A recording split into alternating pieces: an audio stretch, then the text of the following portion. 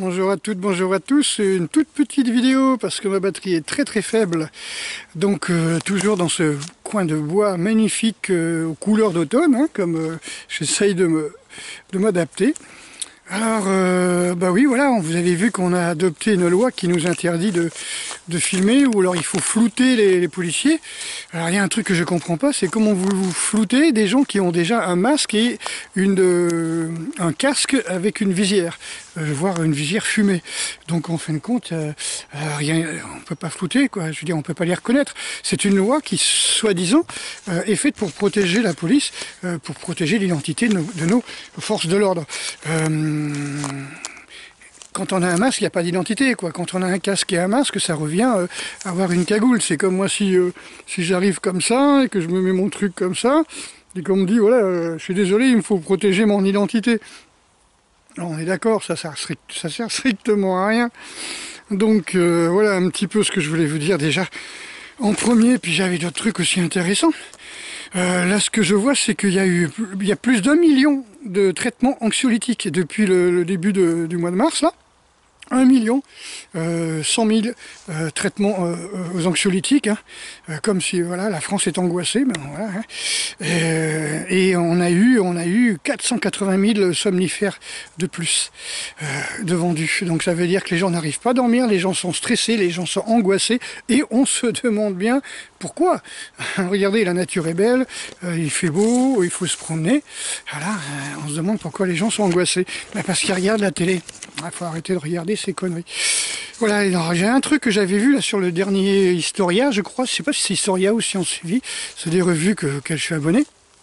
Et ils disent que le concept de famille, hein, c'est-à-dire les premiers mammifères qui ont commencé à vivre en groupe et avoir un comportement de vie sociale, parce qu'on les a retrouvés regroupés sur eux-mêmes, dans des petits nids, c'était il y a 75 millions d'années, au temps des dinosaures. 75 millions d'années. C'est-à-dire que le concept de famille a été, on va dire, inventé par ces petits mammifères, hein, qui n'avaient pas encore de mammaire, hein, c'est-à-dire que le lait suintait sur le long des poils de la mère que le petit devait lécher. Mais ça s'appelle des Filicomys primavus, et Filicos, ça veut dire amical, ça veut dire que ce sont les premières sociétés où, de primo-mammifères, on va dire. Et ce qu'il y a d'extraordinaire, c'est que, effectivement, ces mammifères vivaient en famille. Et donc, voilà, 75 millions d'années qu'il y a ce concept de famille, et vous avez, donc de famille et d'interaction sociale, et là vous avez un gouvernement qui cherche à détruire totalement la famille et le concept d'interaction sociale. C'est-à-dire maintenant on a des distanciations sociales, c'est-à-dire une distanciation qui n'est pas sanitaire, hein, qui est sociale. Et ce serait pour notre santé. Vous voyez, donc ça me fait un peu marrer. Voilà, donc tout ceci pour vous dire, on nous parle depuis les années 80 de la, comment on peut dire, la destruction de la famille, hein, bien sûr, la destruction intéressée, en poussant les jeunes filles qui viennent chercher la pilule à la PMI, ben on va leur dire ce serait mieux que tu aies un enfant, tu toucherais beaucoup d'argent pendant quelques années, plus les primes, plus les aides sociales, etc. Et puis donc, pour première destruction de la famille, ça veut dire que les gens ont été élevés sans père, et en fin de compte, c'est la génération qui a des enfants actuellement.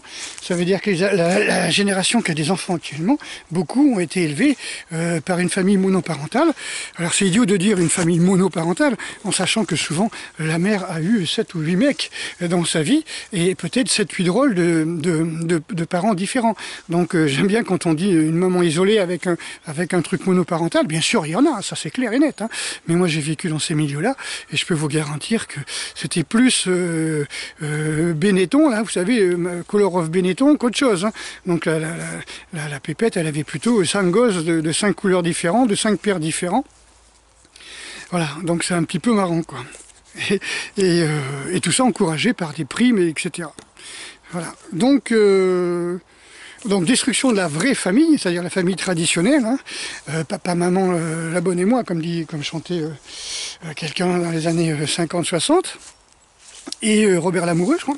Et donc, en fin de compte, le principe, c'est quoi? C'est casser la famille, casser ce principe qui a 75 millions d'années. On casse la famille, et puis après, on casse la famille en donnant des primes, on casse la famille en faisant peur, en disant ouais, vous serez mieux toute seule, vous serez mieux avec de l'argent, etc. Alors que c'est tout à fait ancré dans nos gènes que nous sommes des animaux sociaux ou sociables, sociabilisants, socialisants, comme vous voulez. Et un être humain tout seul ne peut pas vivre, ne peut pas survivre. Nous devons survivre en groupe, hein, pour nous protéger les uns les autres. Hein. Je veux dire, un mercenaire qui part à la guerre tout seul, il est mort, quoi. Je veux dire, il faut toujours un compagnon d'armes. Il faut travailler toujours à 2 ou à 3. Bon, je raconte pas ma vie, mais en fin de compte, c'est un conseil qu'on m'avait donné. Voilà, en fin de compte, si tu veux partir en tant que mercenaire, il faut être au moins 2. Trouve quelqu'un qui protège ses arrières, et toi, tu protégeras ses arrières. Voilà. Donc c'était juste pour vous dire ça, et puis vous faire profiter de ce petit coin de bois avec un soleil magnifique, et regardez-moi ça comme c'est beau, voilà. Et puis en fin de compte, je parle pas de moi, d'accord. Et puis surtout, travailler sur vos émotions, travailler sur votre relaxation, sur votre respiration. La respiration, c'est une des seules choses que l'on peut vraiment contrôler et qui nous permet de contrôler nos émotions en contrôlant notre système nerveux autonome. Voilà, donc là je vais faire mon petit entraînement. Vous voyez, j'ai des bûches par terre, vous voyez, si je veux m'entraîner, je peux soulever et faire du lancer de bûches, du lancer de troncs d'arbres. Allez, je vous dis à bientôt. Allez, ciao.